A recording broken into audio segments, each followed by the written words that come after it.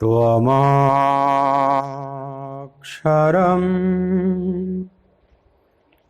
परमं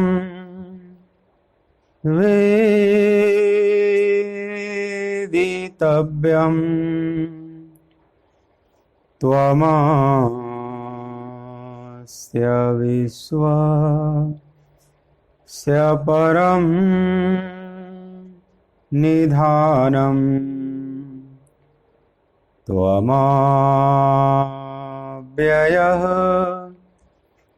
शाश्वत धर्मगुप्ता सनातनस्त्वं पुरुषो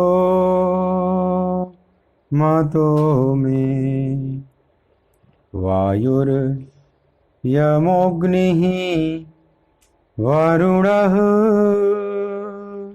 शशाङ्कः प्रजापतिस्त्वं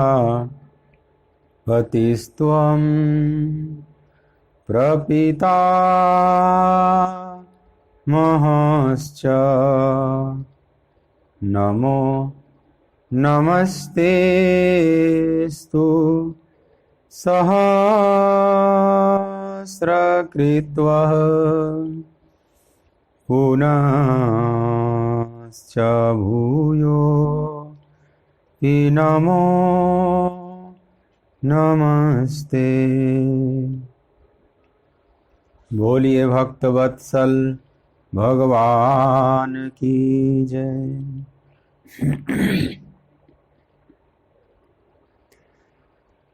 श्री राधे कृष्ण गोविंद गोपाल राधे माधवा। श्री राधे कृष्ण गोविंद गोपाल राधे माधवा। श्री राधे कृष्ण गोविंद गोपाल राधे माधवा। श्री राधे कृष्ण गोविंद गोपाल राधे माधवा। गोपाल राधे माधवा गोविंद राधे माधवा। गोपाल राधे माधवा गोविंद राधे माधवा। श्री राधे कृष्ण गोविंद गोपाल राधे माधवा। श्री राधे कृष्ण गोविंद गोपाल राधे माधवा। गोपाल राधे माधवा गोविंद राधे माधवा। गोपाल राधे माधवा गोविंद राधे माधवा। श्री राधे कृष्ण गोविंद गोपाल राधे माधवा। श्री राधे कृष्ण गोविंद गोपाल राधे माधवा। गोपाल राधे माधवा गोविंद राधे माधवा। गोपाल राधे माधवा गोविंद राधे माधवा। श्री राधे कृष्ण गोविंद गोपाल राधे माधवा। श्री राधे कृष्ण गोविंद गोपाल राधे माधवा। श्री राधे कृष्ण गोविंद गोपाल राधे माधवा। श्री राधे कृष्ण गोविंद गोपाल राधे माधवा। बोलिए श्री राधा माधव भगवान की जय।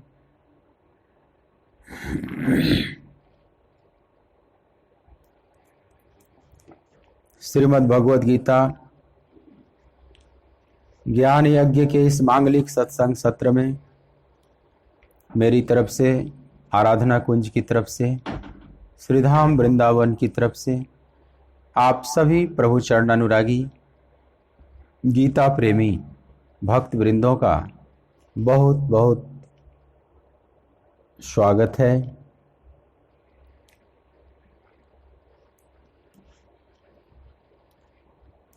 दूसरे अध्याय का 51वां श्लोक, 51वां आप मेरे साथ गायन करेंगे। कर्मजं बुद्धियुक्ता हि फलं त्यक्त्वा मनीषिणः जन्मबन्ध विनिर्मुक्ताः पदं गच्छन्त्यनामयम्।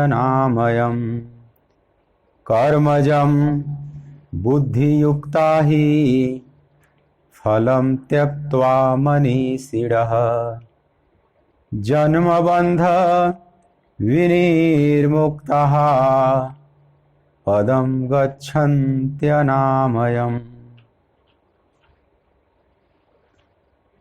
क्योंकि समबुद्धि से युक्त ज्ञानी जन कर्मों से उत्पन्न होने वाले फल को त्याग कर जन्म रूप बंधन से मुक्त हो निर्विकार परम पद को प्राप्त होते हैं।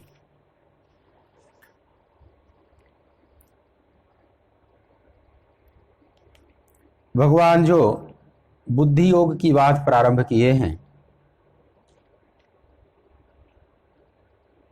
जिसकी भूमिका 39वें श्लोक में भगवान ने रखी थी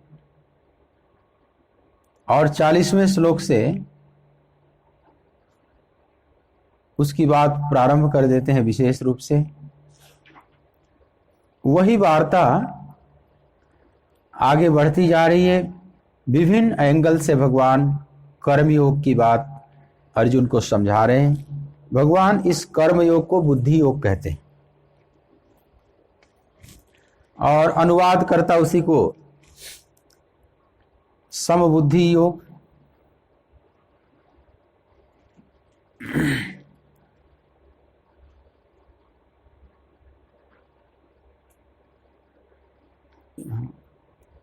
समबुद्धि योग अनुवाद करते हैं, नाम देते हैं।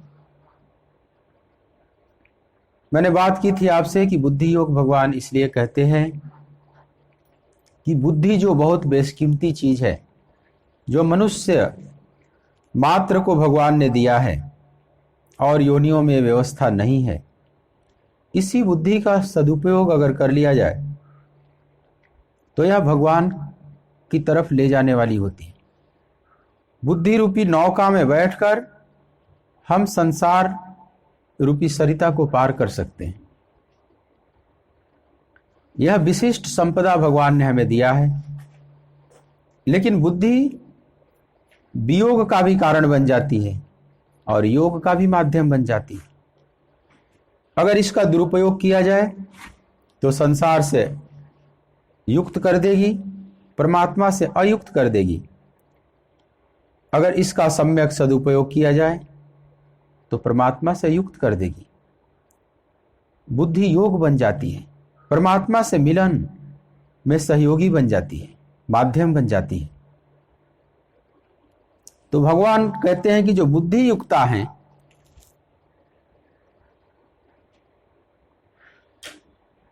जिनकी शुद्ध बुद्धि हो चुकी है, जिसकी बुद्धि मेरे से युक्त हो चुकी है, या ठीक ठीक जिनको बुद्धिमान कह सकते हैं।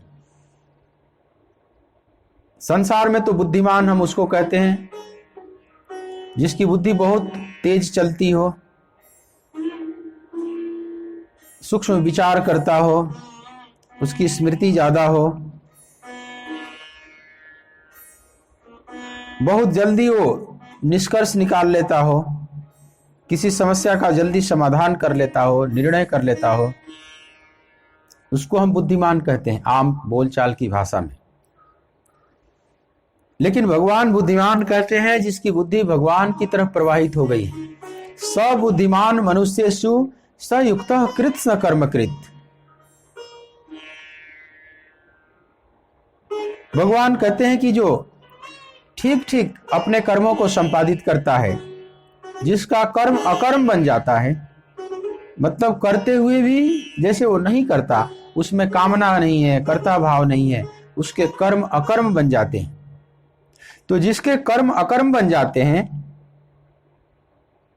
मतलब संसार का कोई फल नहीं देते, अब परमात्मा का फल देते हैं, वही बुद्धिमान है। सबुद्धिमान मनुष्येषु, वही मनुष्यों में बुद्धिमान है।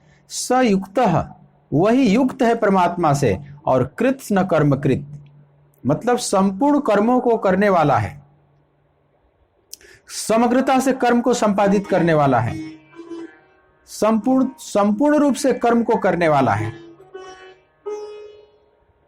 जिसकी बुद्धि भगवान से युक्त हो गई है। और भगवान कृष्ण उसी को बुद्धिमान कहते हैं। सबुद्धिमान मनुष्येषु, वो संपूर्ण मनुष्यों में बुद्धिमान है। वो देखने में भले ही भोला भाला लगे, बाहर से देखने में जैसे ब्रज की गोपियां थी, अब कोई सामान्य रूप से उनका विश्लेषण करे तो कहेगा कि वो तो बहुत भोली भाली है। गोपियों को तो कोई नहीं कहता कि बहुत बुद्धिमान थी, लेकिन भगवान कृष्ण की दृष्टि में, जो भगवान कृष्ण बुद्धिमान की परिभाषा यहां करते हैं, सयुक्तः, जो भगवान से युक्त हो चुका है, जो भगवान का दास हो चुका है, जिसमें अपना अहम नहीं है, अपनी कोई इच्छा नहीं, प्रभु प्रत्यर्थ समस्त कर्मों को संपादित करता है। तुम खुश रहो, तुम्हें अच्छा लगे प्रभु, हमें चाहे जो हो जाए। तो भगवान कहते हैं वही बुद्धिमान है। जैसे गोपियों में अपना भाव नहीं है, अपना स्वार्थ नहीं है,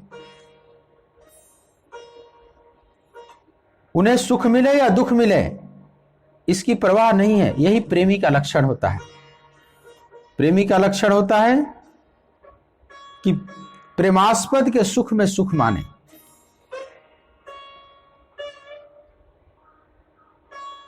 केवल वो उसके लिए कर्म करता, अपनी कोई कामना नहीं, कोई इच्छा नहीं, कोई सुख भोग की लालसा नहीं। एक बार भगवान कृष्ण जब द्वारका में थे तो अपनी रानियों पटरानियों के बीच कभी कभी गोपियों की चर्चा करें, ब्रजांगनाओं की।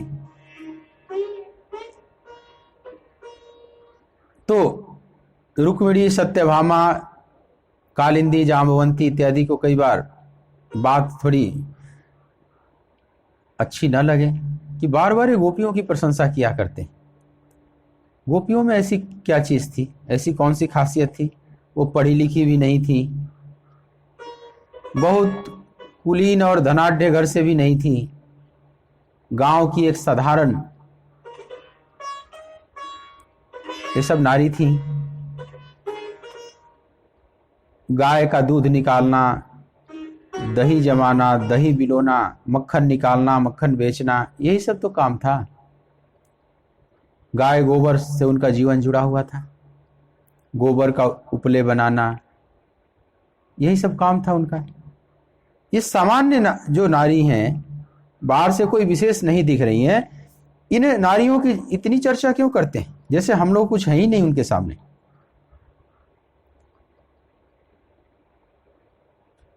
ऐसा मन में उन लोगों का भाव बनने लगा। तो भगवान ने सोचा कि वैसे तो ये समझेगी नहीं, तो एक उन्होंने लीला की रचना किया। बहुत सिर दर्द होने लगा, जैसे सिर फट रहा है, बहुत बीमार हो गए। सब रानियां पटरानियां सेवा में दौड़ पड़ी, जैसे सिर फटा चला जा रहा है। अब ये नाटक कर रहे हैं, वास्तव में सिर में दर्द नहीं हो रहा, क्योंकि नाटकीय तो है। कृष्ण जैसा नाटकीय तो धरती पर हुआ ही नहीं। लीला पुरुषोत्तम, ये अवतार ही लीलाओं को करने के लिए हुआ है।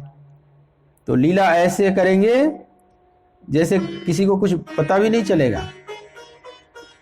ये नाटक कर रहे हैं। पूरा राजमहल अस्त व्यस्त हो गया, बड़े बड़े वैद्य बुलाए गए, जिसको जो समझ में आ रहा है सब अपना अपना कर रहे हैं, दवा दारू सब कर रहे हैं, लेकिन कोई फर्क नहीं पड़ रहा है। सिर दर्द जरा भी नहीं कम हो रहा है। जब सब द्वारका के वैद्य हार गए, सब विशेषज्ञ हार गए, पटरानियां सब हार गई सेवा कर करके, सब बाम मालिश कर करके, पेन किलर दे देकर, आज की भाषा में ऐसी कहोगे, लेकिन कोई फर्क नहीं पड़ा। भगवान तेजी से करा रहे हैं। जब सब थक गए और क्या किया जाए, तो गोविंद ने बोला कि एक ही उपाय है, एक उपाय से मेरा सिर दर्द ठीक हो सकता है, बाकी किसी भी उपाय से नहीं ठीक हो सकता। बाकी तुम लोगों ने सब करके भी देख लिया और मुझे भी पता है कि उससे ठीक नहीं होगा। तो पटरानियों ने कहा कि कौन सा उपाय है, आप बताइए, हम तुरंत वो उपाय करेंगी। भगवान ने कहा कि नहीं, वो उपाय बहुत दुर्लभ है, बड़ी मुश्किल है। जिस उपाय से मैं ठीक हो जाऊंगा, जिस दवा से मैं ठीक हो जाऊंगा, वो दवा मिलनी बड़ी दुर्लभ है। रानियों ने कहा कि आप चिंता न करें, आप पहले नाम बताइए, हम प्राण दे देंगे उस दवा को पाने के लिए, पूरी पृथ्वी ब्रह्मांड को एक कर देंगी, आप केवल नाम तो बताओ। बहुत जब जिद की तो भगवान ने कहा कि नहीं मानती हो तो सुनो, एक ही दवा है। कोई भक्त अपनी चरण धूली लेकर और मेरे मस्तक पर मल दे तो मेरे मस्तक का दर्द समाप्त हो जाएगा। बस यही एक दवा है और कोई दवा नहीं। अब सब रानियां बड़ी सोच में पड़ गई। अपने मस्तक का धूल हम इनके मस्तक पर मलें, ये तो घोर अपराध होगा, ये तो पतिव्रता धर्म का मजाक हो जाएगा, उल्लंघन हो जाएगा। हम घोर नरक में जाएंगी, रौरव नरक में हम जाएंगी, ऐसा हम कैसे कर सकती।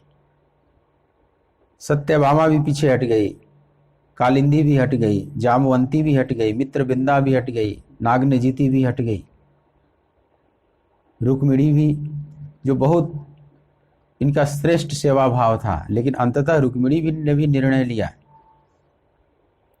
नहीं मैं भी ऐसा नहीं कर सकती, मुझे तो रौरव नरक में जाना पड़ेगा। और 16,100 जो भौमासुर ने राजकुमारियों को बंद किया था, जिन्हें मुक्त करके भगवान ने पाणी ग्रहण किया था, वो 16,100 भी हट गई। 16,108 में एक तैयार नहीं हुई। ये तो केवल रानियों की बात हुई, और बाकी पुरुष वर्ग था, जो भी थे, पूरे द्वारकावासी, कोई भी तैयार नहीं हो रहा है कि हम अपने चरण की धूली लेकर और गोविंद के मस्तक पर मलें।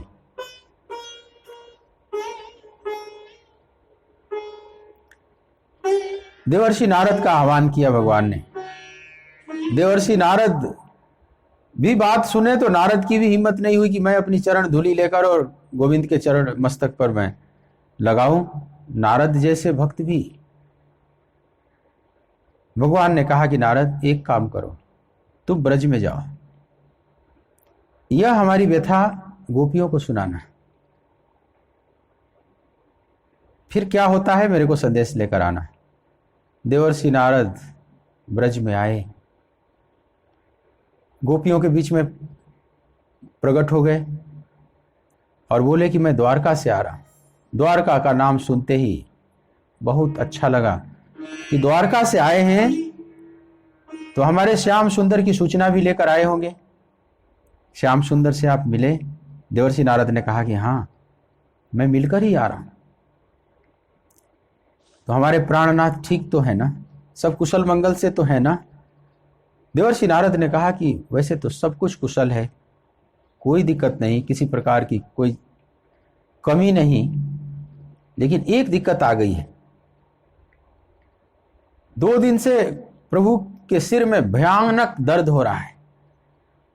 सारे वैद्य थक चुके हैं, सारी औषधियां फेल हो चुकी हैं, सारे विशेषज्ञ हार चुके हैं, दर्द में जरा भी कमी नहीं हो रही है। दिन रात करा रहे हैं, 2 दिन से करा रहे हैं, इतना सुनते ही गोपियां बिल्कुल कंपित हो गई। मेरे प्राणनाथ को इतने दर्द हो रहे हैं और कोई भी दवा काम नहीं आ रही है, तो क्या कोई इलाज का और उपाय ही नहीं? देवर्षि नारद ने कहा कि एक दवा केवल यही बताए हैं कि उसी दवा से मैं ठीक हो सकता हूं और कोई भी दवा नहीं है, लेकिन वो दवा मिल ही नहीं रही है, बड़ी दुर्लभ है। ब्रजांगनाओं ने कहा कि आप बताइए तो सही।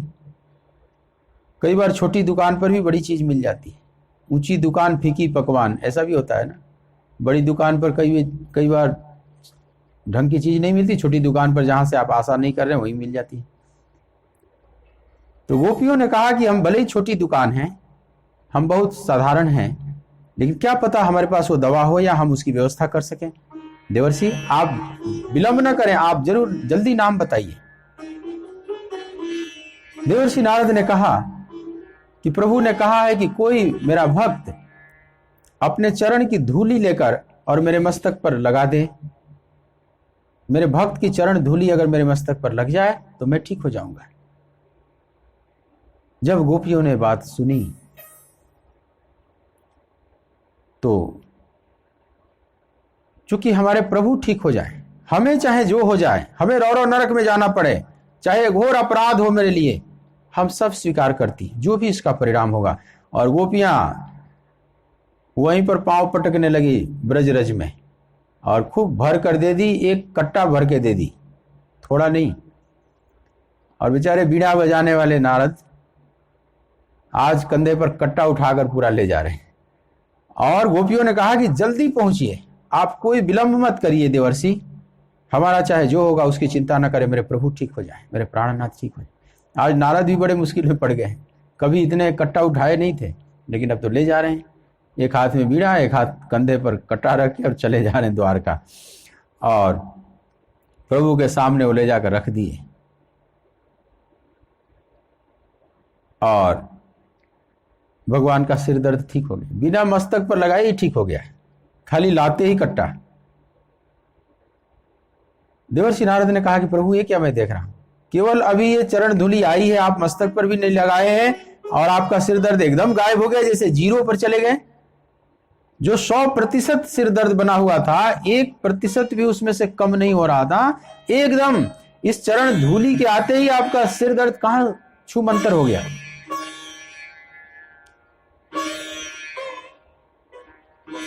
सब रानियां पटरानियां भी आकर घेर ली, एकदम स्वस्थ हो गए। और ये चरण धूलि किसकी है? तो देवर्षि नारद ने कहा कि ब्रज की गोपियों की है। सारी गोपियां भर भर कर मेरे को दी कि ले जाइए जल्दी, चाहे मेरा जो हो, मैं नरक में जाऊं, जो भी हो जाए, लेकिन मेरे प्रभु ठीक हो जाने चाहिए। भगवान मुस्कुराने लगे और सब रानियों पटरानियों की तरफ देखे कि क्यों इतनी मैं प्रशंसा करता हूं, उन गोपियों में और आप लोगों में क्या अंतर है। आप रौरव नरक में जाने के भय से अपना चरण धूलि नहीं दे रही कि मेरा क्या होगा, मेरा सत्यानाश हो जाएगा, मेरे कष्ट का आपको ध्यान नहीं। लेकिन गोपियों को देखो, तत्सुखम सुखित्वम, अपने सुख की वो चिंता नहीं कर रही हैं, मेरा प्रेमास्पद सुखी हो, मेरा प्रेमास्पद आनंदित हो, चाहे उसके लिए मुझे जो करना पड़े। ये एक उच्च श्रेणी के, उच्चतम श्रेणी के भक्त का लक्षण है। अब इस श्रेणी के जो भक्त हैं, भगवान ने भी सिद्ध करके दिखाया। उसके बाद द्वारकावासी सब समझ गए कि ब्रज की चर्चा इतना क्यों कहते हैं, उद्धव इत्यादि से भी ब्रज की चर्चा इतना गोविंद क्यों करते थे। उद्धव उद्धव मोहि ब्रज बिसरत नाही, उद्धव मोहि ब्रज बिसरत नाही। हंस सुता की सुंदर कलरव, हंस सुता की सुंदर कलरव, अरु कुंजन की छाही, उधो मोही ब्रज बिसरत नाही। उधो मुझे ब्रज नहीं बिसरता है। ब्रज क्यों नहीं भूल रहा है गोविंद को? ब्रज का भोलापन सिर्फ यही है, यही आकर्षण का कारण है। ब्रज की निर्मलता, ब्रज का शुद्ध अंतःकरण है। तो भगवान को भोलापन बहुत प्रिय है। इसीलिए वृंदावन की गलियों में, वृक्षों पर, दीवालों पर आप कहीं कहीं देखे होंगे लिखा हुआ, भोली गोपी राधे राधे। भोली गोपी, जटिल गोपी नहीं, भोली गोपी। उसमें किशोरी जी तो महाभोली भाली है। वो जो राधे राधे जिसको कहते हो, तो भोले में भी, भोली में भी महाभोली है। तो भोलीनाथ है। जैसे भगवान शिव को भोलेनाथ कहते हैं। अब शिव जैसा भोलापन ढूंढे नहीं मिलेगा। इसलिए शिव सबको प्रिय है। शिव समान मोहि प्रिय नहीं दूजा। भगवान राम कहते हैं कि शिव समान मोहि प्रिय नहीं दूजा। शिव के जैसा मुझे प्रिय और कोई है ही नहीं। शिव इतने क्यों प्रिय हैं? प्रियम शंकरम सर्वनाथम भजामी। आप रुद्राष्टकम में गाते हैं ना,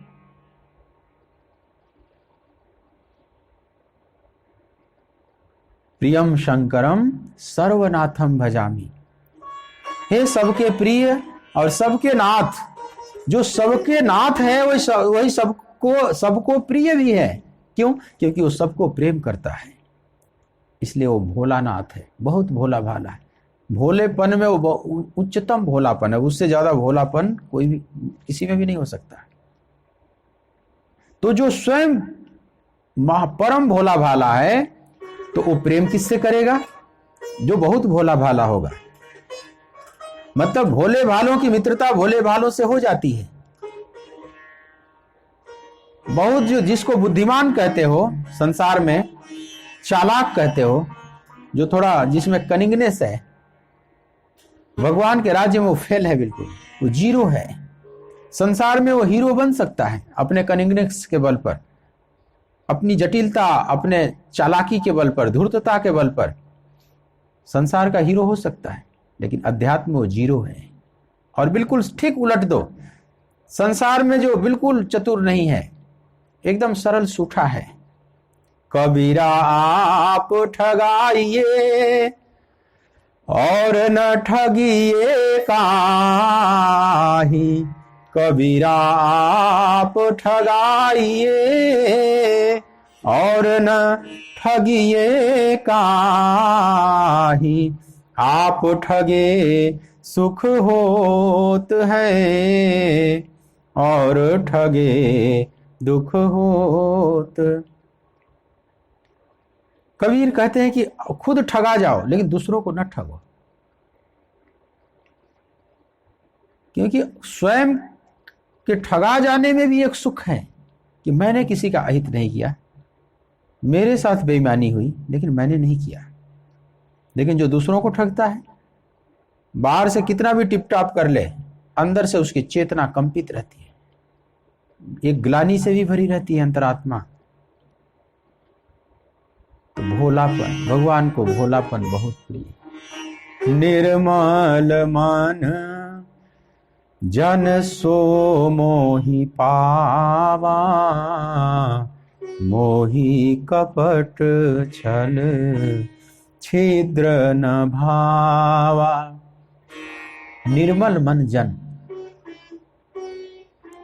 भगवान को बहुत प्रिय है।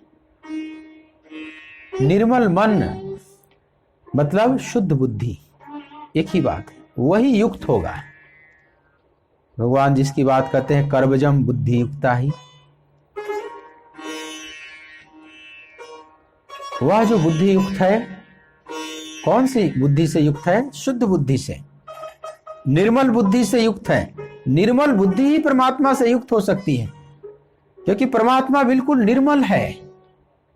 निर्दोषम ही समम ब्रह्म तस्मात् ब्रह्मणि ते स्थितः।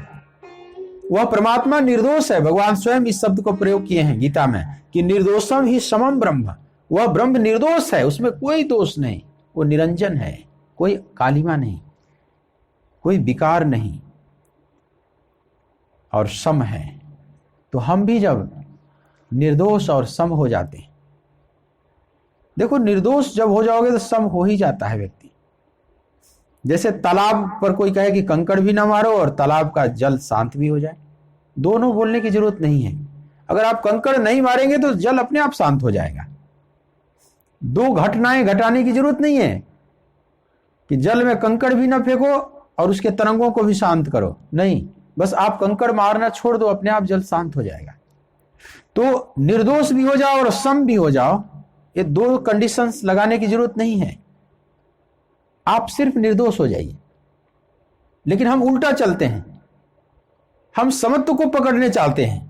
समता कैसे घटित हो, समता कैसे, समता योग सुन रहे हो, समत्वम योग उच्यते। तो लोग बड़े तरसते हैं कि मैं समत्व में कैसे स्थित हो जाऊं, मैं द्वंद्वातीत कैसे हो जाऊं, द्वंद्वों का आघात मेरे चित्त को विचलित कैसे न करे। हमारे अंदर भी ये प्यास पकड़ लेती है। खूब आप 12वें अध्याय का पाठ करते हैं, समा सत्रव च मित्रे च तथा मानापमानयोः, ये सब बोलते हैं ना। शीतोष्ण सुख दुखे सुषमा संग विवर्जिता। जी करता है कि क्या मेरे अंदर भी कभी ऐसा गुण आएगा, हम भी ऐसे हो जाएं, शीतोष्ण सुख दुखेषु, शीत में उष्ण में सुख में दुख में सम हो जाएं, मित्र में बैरी में उदासीन हो जाएं। जी तो करता है कि ये समत्व हमारे भीतर भी कैसे आए। हम समत्व को पकड़ने चलते हैं, लेकिन हम भूल जाते हैं कि जब तक हम निर्दोष नहीं होंगे समत्व घटित हो ही नहीं सकता। तो हमें क्या करना है, निर्दोष होने पर श्रम करना है, उस पर फोकस करना है कि हमारे अंदर कोई जटिलता कुटिलता तो नहीं आ रही है, कोई विकार तो फन नहीं काट रहा है। समत्व तो परिणाम है। आप तरंगों को शांत करने में लगे हुए हैं, ये नहीं देख रहे हैं कि इस तालाब के ऊपर, इस झील के ऊपर जो ऊपर से कंकड़ पत्थर लकड़ी पत्ते जो गिर रहे हैं वो तरंगायित कर रहे हैं जल को। और आप अपना प्रतिबिंब देखना चाहते हैं, झील के नीचे की तली देखना चाहते हैं, उसमें क्या क्या छुपा हुआ है रत्न वो भी देखना चाहते हैं। और आप तरंगों को हाथ से मिटाना चाहते हैं कि तरंगायित मत हो, ऐ जल तुम लहरों को मिटाओ, शांत हो जाओ। आप लहरों को शांत करने में लगे हुए हैं। आप गलत उपाय से यह प्रयास कर रहे हैं। क्या करें, आप ये करें कि उस पर कंकड़ न गिरे, उसमें पत्ते न गिरे, उसमें कोई लकड़ी न गिरे, कोई बाहरी विक्षेप उस जल को विक्षेपित न करें। तो जो जो बाहरी माध्यम उसको चंचल कर रहे हैं, जल को विक्षेपित कर रहे हैं, उन माध्यमों को हटाइए। तो जब उन माध्यमों को हटाइएगा तो जल अपने आप शांत हो जाएगा। तो हम अगर समत्व में स्थित होना चाहते हैं तो हमें निर्दोष होना होगा, हमें बिल्कुल भोला भाला होना होगा। और वो भोलापन ही अपने आप समत्व की तरफ बढ़ाने लगेगा।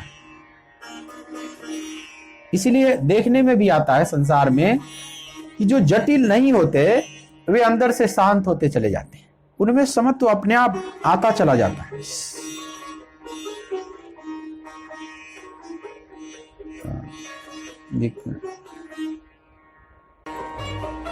बोलिए भक्त वत्सल भगवान की।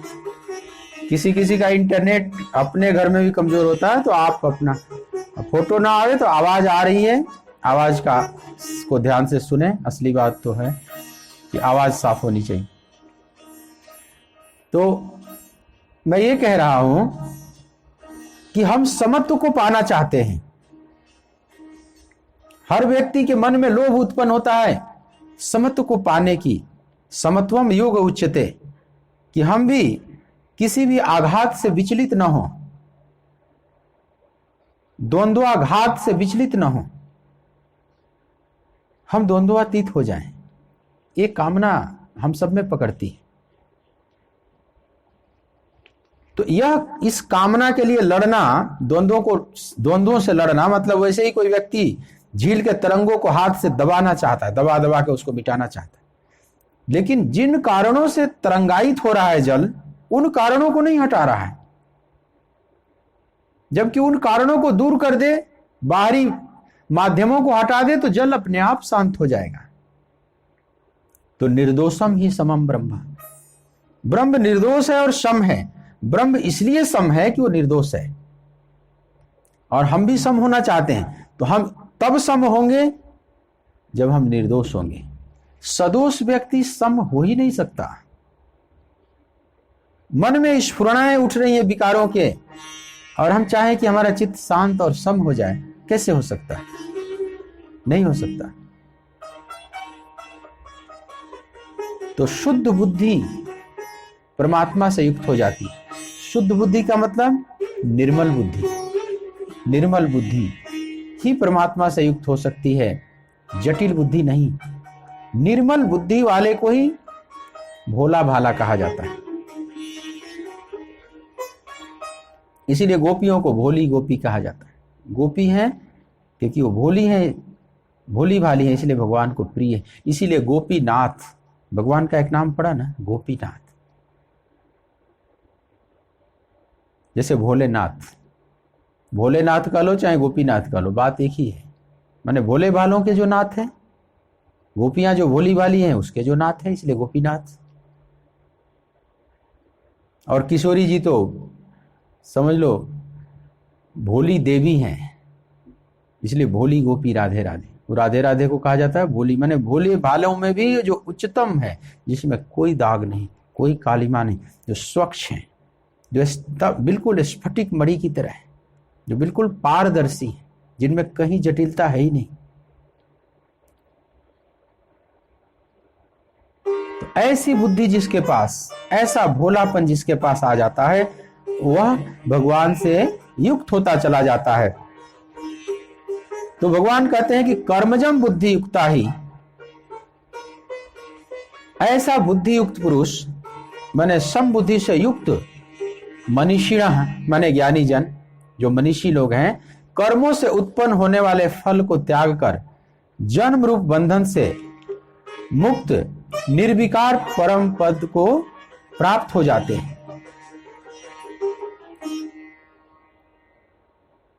वे जो मनीषी लोग हैं, जिनकी बुद्धि भगवान से युक्त है,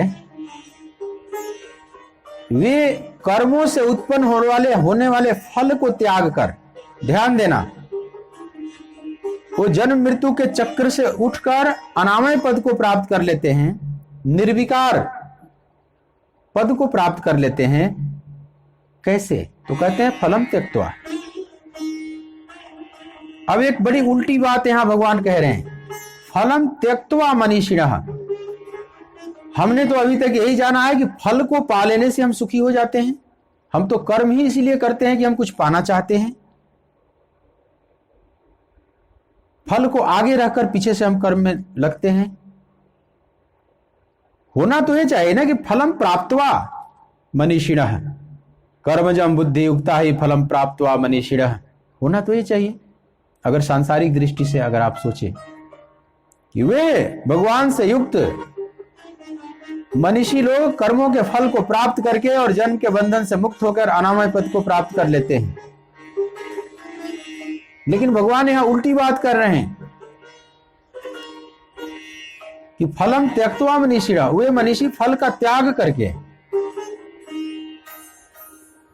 तो यह भी समझने की बात है। हम समझते हैं अभी तक कि फल को प्राप्त करके हम सुखी हो जाएंगे, और भगवान कहते हैं कोई फल को प्राप्त करके सुखी नहीं होता। अध्यात्म में जो अमृतत्व को पाना है तो फल का तुझे त्याग करना होगा। कौन सी फल का?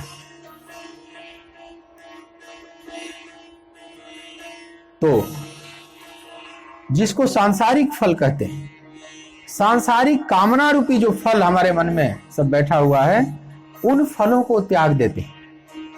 उसके बदले में उनको फल मिलता है, वो परम का फल मिलता है। समझ लो अमृत का फल मिला, अनामय पद रूपी फल मिला। ऐसा नहीं कि जो निष्काम कर्मी है उनको फल नहीं मिलता, उन्हें बहुत बड़ा फल, वो वे ही असली सफल होते हैं। उनका जीवन ठीक ठीक सफल होता है, इसलिए उनको मनीषी कहते हैं। कर्मों के फल को त्याग कर वे जीवन में सफल हो जाते हैं या सुफल हो जाते हैं। देखो, एक होता है सफल, एक होता है सुफल। दोनों फल से ही बने हुए हैं, उपसर्ग लगे हुए हैं। तो सफल और सुफल में अंतर है। सफल देवता भी हो सकते हैं, असुर भी हो सकते हैं, भले लोग भी सफल हो सकते हैं, बुरे लोग भी सफल हो सकते हैं, लेकिन सुफल केवल भले लोग हो सकते हैं। सुफल मनोरथ हो तुम्हारा। सुफल का मतलब कि शुभ का फल लगा, अमृत का फल लगा। और केवल सफल हो गया तो उसमें विष का भी फल लग सकता है। जितने असुर हैं वे भी तपस्या करके बहुत सी शक्तियां प्राप्त कर लेते हैं। जैसे रावण है, तो रावण भी बड़ा तप किया और तप का फल भी आया, उसको वरदान भी मिला, लेकिन उसके जीवन में कौन सा फल लगा? विष का फल लगा। तो रावण को आप सुफल नहीं कह सकते, रावण को सफल कह सकते हैं। रावण सफल हुआ। रावण ने जो तपस्या की, सिर काट काट कर चढ़ाया भगवान शिव को, और उसके बदले में उसको कुछ आशीर्वाद मिल गया। ब्रह्मा को प्रसन्न करके उनसे भी वरदान ले लिया। ये जितने असुरों को आप पढ़ते हैं ना, तो आप उसके पीछे पुराणों में पढ़ोगे, इसने ब्रह्मा की ऐसे तपस्या की इतने दिनों तक, फिर ब्रह्मा को बस में कर लिया, उनसे वरदान ले लिया। हिरण्यकशिपु ने ब्रह्मा को विवश कर दिया तप करके, और उनसे कुल वरदान ले लिया, न मैं दिन में मरूं, न रात में मरूं, न धरती पर मरूं, न आकाश में मरूं, न घर में मरूं, न बाहर मरूं, सृष्टि में बनाए हुए किसी भी जीव से न मरूं, किसी भी अस्त्र शस्त्र से न मरूं। और ब्रह्मा सब तथास्तु कर दिए। एक तरह से अमर होने का ही वरदान मांग रहा है, मतलब मैं अमर रहूं। वो कहना क्या चाहता है? हिरण्यकशिपु क्या कहना चाहता है? हिरण्यकशिपु कहना चाहता है कि आप मुझे आशीर्वाद दे दो, मैं अमर हो जाऊं, यही कहना चाहता है ना। पर डायरेक्ट इस आशीर्वाद को नहीं मांग रहा है, क्योंकि ब्रह्मा ये आशीर्वाद नहीं दे सकते, क्योंकि ब्रह्मा स्वयं ही अमर नहीं है। हा ब्रह्म भुवनालोकाः पुनरावर्तिनो अर्जुन मामुपेत्य तु कौन्तेय पुनर्जन्म न विद्यते। भगवान कहते हैं कि आ ब्रह्म भुवनालोका, ब्रह्मा से लेकर कीट पतंग पर्यंत जितने भी इस लोक में जीव जगत है, सब पुनरावर्तिनो अर्जुन। हे अर्जुन, पुनरावर्ती स्वभाव वाले। ये जीवन जन्म मरण के बंधन में ही है, जन्म बंध विनिर्मुक्ता नहीं है, जिसकी बात भगवान मनीषियों की कह रहे हैं कि फलम त्यक्त्वा जन्म बंध विनिर्मुक्ता पदम गच्छन्त्यानामयम्। यह ब्रह्मा पर लागू नहीं होगा।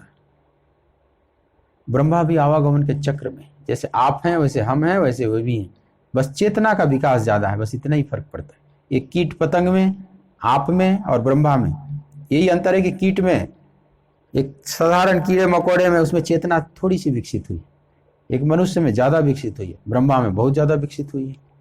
लेकिन है ये भी आवागमन के चक्र में ही। भगवान कृष्ण कहते हैं पुनरावर्तिनो अर्जुन, ये सब जन्म बंध में ही है। तो हिरण्यकशिपु ये वरदान नहीं मांगेगा, क्योंकि ब्रह्मा ये नहीं दे सकते। जिसके हाथ झोली में जो है ही नहीं, वो वरदान कहां से दे देगा?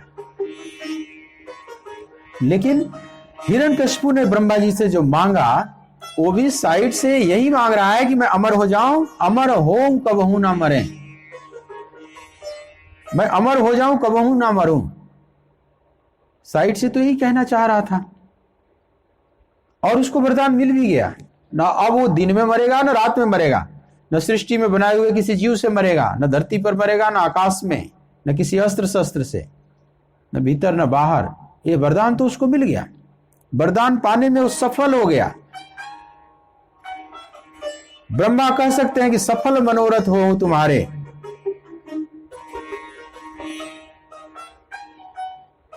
लेकिन वो सुफल नहीं हुआ, उसमें फल तो लग गए।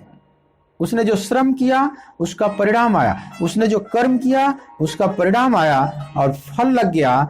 लेकिन वो विष का फल लगा, अमृत का फल नहीं लगा। तो असुर भी सभी सफल हो जाते हैं, लेकिन उनमें विष का फल लगता है। भक्त सुफल होते हैं, उन्हें भी फल मिलता है, लेकिन अमृत का फल लगता है। लेकिन अमृत फल पाने के लिए एक फल को उन्हें त्यागना पड़ता है, जिसकी बात भगवान कहते हैं फलम त्यक्त्वा मनीषिया। फलम त्यक्त्वा, कौन सा फल? मतलब वो विष का फल, सांसारिक फल, विषय भोगों का फल। इस फल को जो त्यागता है वो अमृत का फल पा लेता है। यही राज है अध्यात्म, द सीक्रेट की ऑफ स्पिरिचुअलिज्म। अध्यात्म का जो सबसे सूक्ष्म रहस्यमय बात है यही है कि उसने सांसारिक फल को त्याग कर अमृत फल को पा लेता है। अमृत फल को पाने के लिए सांसारिक फल को त्यागना ही होगा। इसलिए उपनिषद कहता है तेन त्यक्तेन भुंजीथा। ईशावास्योपनिषद आप पढ़ें, तेन त्यक्तेन भुंजीथा। किसने भोगा, किसने पाया, किसका जीवन सफल हुआ? कौन अमृत का फल पाया? तो तेन त्यक्तेन, जिसने त्यागा। उसी की बात भगवान यहां कहते फलम त्यक्त्वा। बिना त्याग किए यहां कुछ पाने का कोई उपाय नहीं। यहां कुछ पाने के लिए कुछ खोना पड़ता है। सार्थक को पाने के लिए व्यर्थ को खोना ही पड़ेगा, कोई उपाय नहीं। जैसे छोटे बच्चे रंगीन गोलियों से, शीशे की रंगीन गोलियों से खेला करते हैं, उनके लिए वही बहुत है।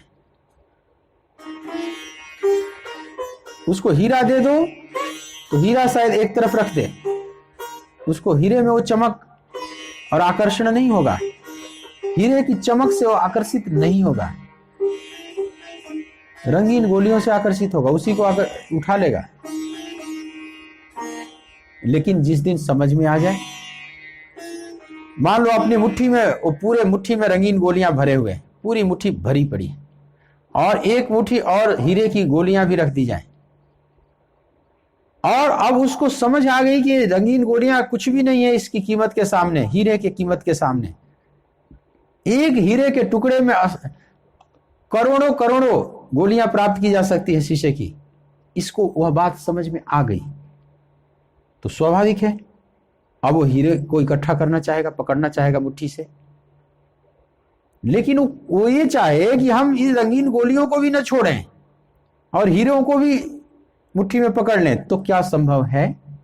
नहीं संभव है। उसको हीरों को पकड़ने के लिए तो रंगीन गोलियों को छोड़ना पड़ेगा ना। तो ये संसार समझ लो रंगीन गोलियां हैं, इसको त्यागो, फलम त्यक्त्वा। वे मनीषी समझ जाते हैं कि ये व्यर्थ एक केवल आकर्षण है, इसमें कुछ है नहीं, इसको त्यागो, तभी तो पकड़ेगा ना। अब हीरे को पकड़ेगा। वृंदावन में चश्मा उतारते हैं बंदर, शायद पूरी धरती पर वृंदावन ऐसा है जहां पर चश्मा उतार लेते हैं बंदर, कुछ खाने के लोभ में, कुछ पाने के लोभ में। तो पहले लोग दे देते, केला दे दो, सेव दे दो, कुछ पकड़ा दो खाने के लिए, बिस्किट दे दो, छोड़ देते थे, चश्मा छोड़कर वो खाने लगते थे। अब आप केला दे दोगे, सेव दे दोगे तो एक हाथ में केला ले लेगा, एक हाथ में चश्मा पकड़े हुए, नहीं देता। तो फ्रूटी देनी पड़ती। अब फ्रूटी दुकान से लेकर आप फेंकोगे तो फ्रूटी से चश्मा को दे देगा, छोड़ देगा। अब आपको लग रहा होगा कि वो फ्रूटी में उसको ज्यादा स्वाद आ रहा है, इसलिए फ्रूटी को कह रहा है कि नहीं हम केला वेला नहीं लेंगे।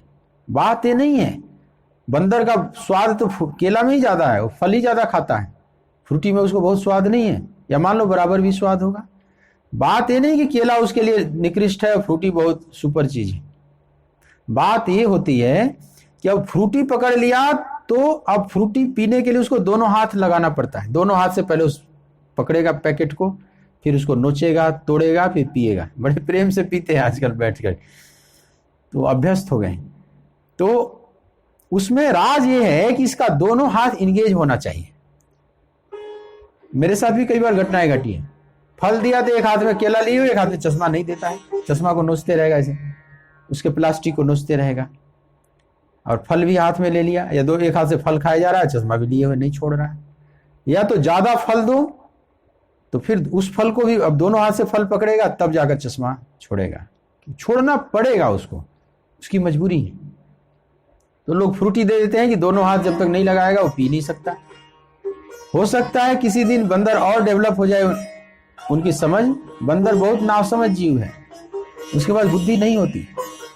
मनुष्य छोड़कर किसी के पास भी बुद्धि नहीं होती। बंदर का बाहर का जो ढांचा है देखने में लगता है कि मनुष्य जैसा है, लेकिन जो उसकी आंतरिक संरचना है बिल्कुल मनुष्य से नहीं मिलती। जो उसके अंतःकरण की संरचना है वो बिल्कुल मनुष्य से नहीं मिलती। नहीं तो इतने कुशल हाथ हैं, बंदर घर बना लेता, वस्त्र बुन लेता, कुछ तो करता। इतनी ठंडी पड़ रही है, बंदर देखोगे ऐसे सिकुड़े पड़े हैं कहीं ना कहीं। एक झोपड़ी ही बना लेता कहीं से बंदर।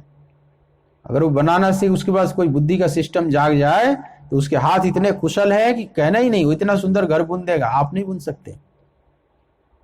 लेकिन वो इतना ना समझ है, बुद्धि नहीं है उसके पास कि मैं कुछ डेवलपमेंट करूं अपना। शरीर तो दिया है भगवान ने, पर वो सिस्टम नहीं दिया है बुद्धिवान। और बंदर ही नहीं, किसी भी मनुष्यतर जीव में, मनुष्य छोड़कर जितने भी जीव हैं, किसी में भी वो सिस्टम नहीं है। तो इतना, अगर मान लो अब कोई चीजें अभ्यास करते करते करते करते उसमें कुछ और डेवलपमेंट हो जाता है, इसका मतलब ये नहीं कि उसके पास कोई बुद्धि है। बस वो एक अभ्यास हो गया, कहीं कहीं से देख देख कर वो समझने लगे। तो मान लो कुछ दिन के बाद समझ जाए कि एक हाथ से भी पकड़कर फ्रूटी पी जा सकती है। जैसे मनुष्य का बच्चा पी लेगा, एक हाथ से ही फ्रूटी पीना शुरू कर देगा। तो अब एक फ्रूटी से वो चश्मा नहीं देगा, अब दो दो फ्रूटियां देनी पड़ेगी। अब दोनों फ्रूटी पकड़ने के लिए उसको दोनों हाथ इंगेज करना पड़ेगा। और बंदर की समझ मान लो थोड़ी डेवलप हो जाए तो दो फ्रूटी से भी नहीं देगा, एक फ्रूटी और कांख में दबा लेगा, कहेगा कि अब तीसरी दो। और डेवलप हो जाएगी तो दूसरे कांख में दबा लेगा दूसरी फ्रूटी, कहेगा चौथी दो। अब वो 4 6 10 फ्रूटियां लेगा तब शायद चश्मा छोड़े, उसकी मजबूरी हो। कुछ भी कह नहीं सकते, क्योंकि ये बंदरों का उपद्रव बढ़ता चला जा रहा है धीरे धीरे। वो 20 साल पहले जो लेते थे आज वैसे नहीं दे रहे। हो सकता है किसी का मोबाइल फोन अगर ले ले, पर्स ले ले, तो बोले कि मैं अब एक फ्रूटी से नहीं दूंगा। चश्मा तो एक फ्रूटी से दे सकता हूं, लेकिन मोबाइल और पर्स में एक फ्रूटी से नहीं देने वाला, हमें 10 फ्रूटी चाहिए। वो सब इकट्ठा करता जाए अपने पास, लाओ दो। वो भी दिन आ सकता है, कुछ कह नहीं सकते। पर यहां बात जो समझने की है कि दोनों हाथ उसका इंगेज हो जाता है, व्यस्त हो जाता है, तो वह छोड़ देता है। जिस वस्तु को हाथ में पकड़े हुए हो छोड़ना ही पड़ेगा। तो वैसे ही कोई अपने हाथ में कंकड़ पत्थर पकड़े हुए है और पता चल गया हीरे का, तो अब कंकड़ पत्थर छोड़कर हीरे की तरफ दौड़ेगा कि नहीं? ये थोड़ी इसकी कंकड़ पत्थर भी उसी मुट्ठी से पकड़े रहूं और हीरे भी उसी में भर लूं, ऐसा नहीं हो सकता। तो जो मनीषी लोग हैं वे सांसारिक जो फल हैं,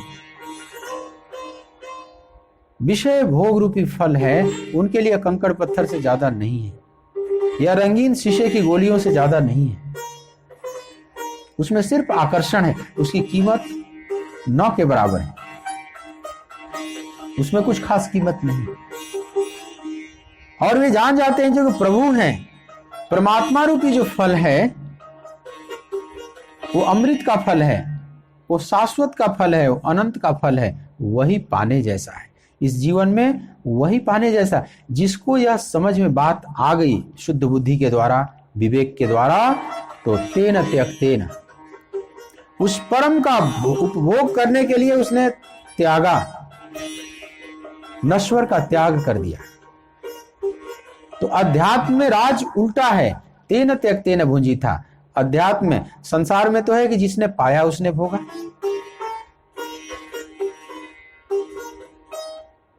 संसार में तो ये नहीं कह सकते कि जिसने त्यागा उसने भोगा, लेकिन अध्यात्म में बिल्कुल उल्टा है, जिसने त्यागा उसने भोगा। यहां त्यागी ही पाता है।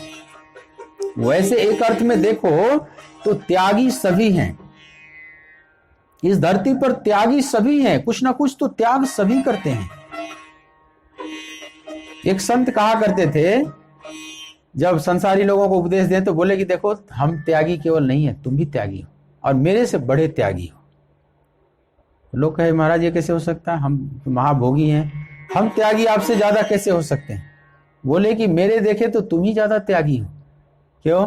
क्योंकि मैंने तो संसार के तुच्छ चीजों का त्याग किया है, भगवान को पाने के लिए तुच्छ संसार की चीजों का त्याग किया है। मैंने कौन सा बड़ा त्याग कर दिया? तुच्छ का त्याग किया।